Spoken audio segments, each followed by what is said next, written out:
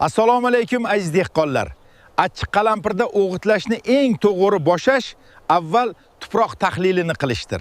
Keyin fosforning hammasi azot bilan kalining bir qismi ekishdan oldin beriladi. Bu ildiz va boshlang'ich o'sish uchun juda muhim. Kermadan qolgan azot va kali gullash hamda meva tugish davrida bo'lib beriladi.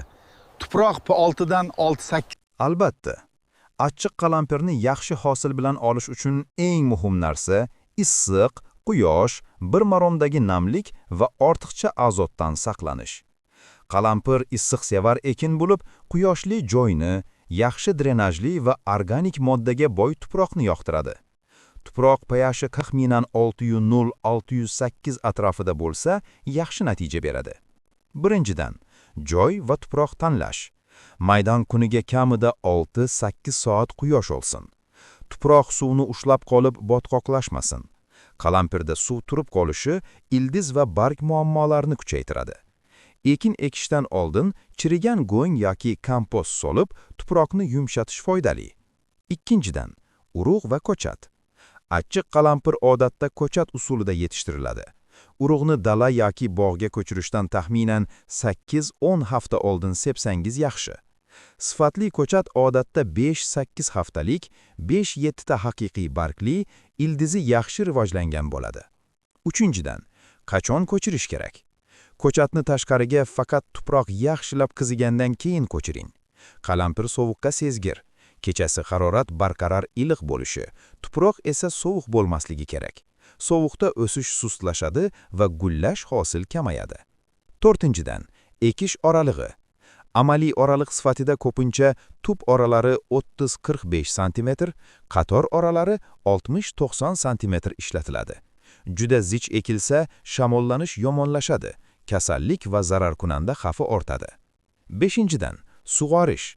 Qalampirga namlik bir maromda kerak.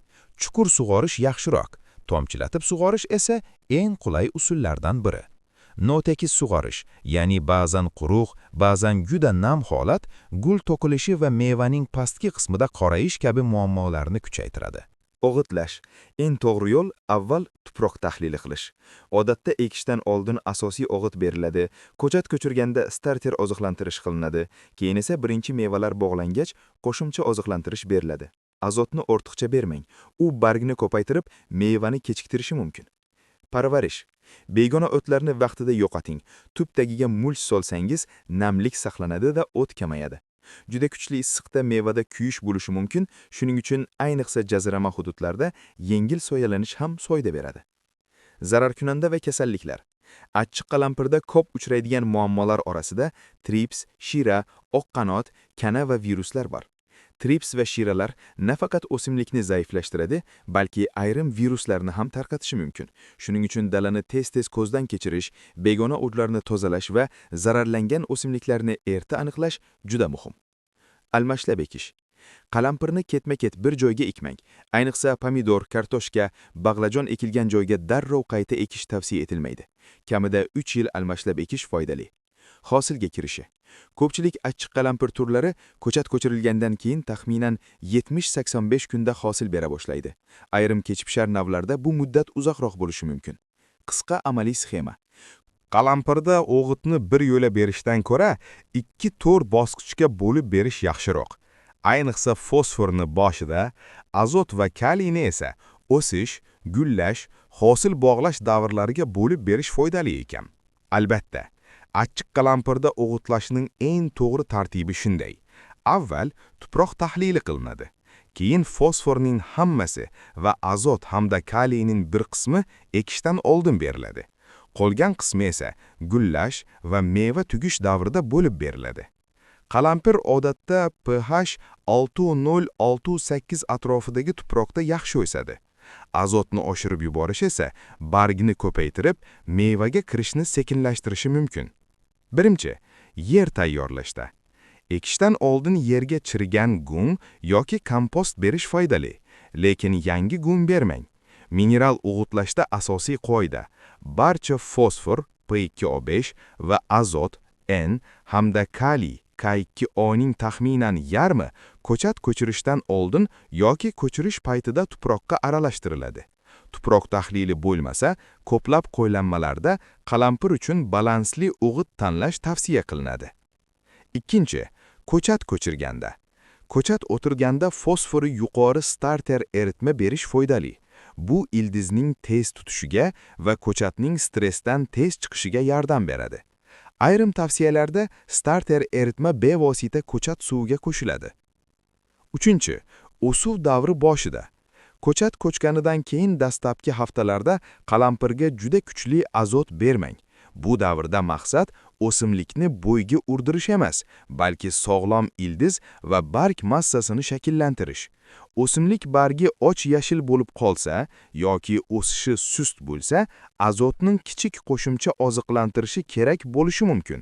Lekin asosiy me'yor baribir bo'lib berilgan o'g'itlash sxemasiga tayangan bo'lishi kerak. To'rtinchi, gullash boshlanganda eng muhim bosqich. Qalampir gullab boshlaganda qolgan azot va kaliyning asosiy qismi beriladi. O'suv tavsiyasida ham o'g'it 2 bo'lakka bo'linib, ikkinchi qismi gullash boshlanishida yonlama oziqlantirish sifatida beriladi. O'g'itni poyaga tekkizmang. Uni tubning tashqi barglari tagi atrofiga sochib, yengil aralashtirib, keyin sug'orish kerak. Birinchi meyvalar tugilganda, qalampir birinchi meyva tugayotganda yoki terim uzayadigan bo'lsa, qo'shimcha azotli oziqlantirish tavsiya qilinadi. Masalan, uzoq terim davom etsa, birinchi hosildan keyin har 2 haftada qo'shimcha azot berish mumkin. Tomchilatib sug'orishda fertigatsiyalash. Agar tomchilatib sug'orish bo'lsa, azot va kaliyni mayda bo'lib haftalik yoki kunlik berish yanada yaxshi ishlaydi. Vegetativ o'sishda ozuqaga talab ortadi. Gullash meva davrida eng yuqori nuqtaga chiqadi, keyin esa ushlab turuvchi me'yorga tushadi.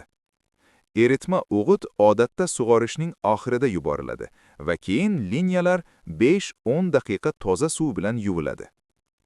Kalsiy masalasi. Qalampirda mevaning pastki qismi qorayib chirishi ko'pincha oddiy kalsiy yetishmasligidan ko'ra namlikning notekisligi va oziqa oqimining buzilishi bilan bog'liq bo'ladi. Shu sabab bir maromdagi sug'orish juda muhim. Kalsiy nitratni mavsum davomida va namlik barqarorligida qo'llash bu muammoni kamaytirishi mumkinligi, ammo shunchaki bargidan kalsiy sepishning o'zi ko'p hollarda yetarli emasligi aytiladi. Eng ko'p qilinadigan xatolar.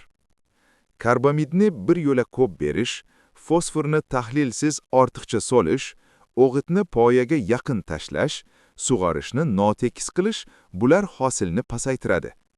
Ayniqsa ortiqcha azot qalampirni semirtirib, mevani kechiktiradi.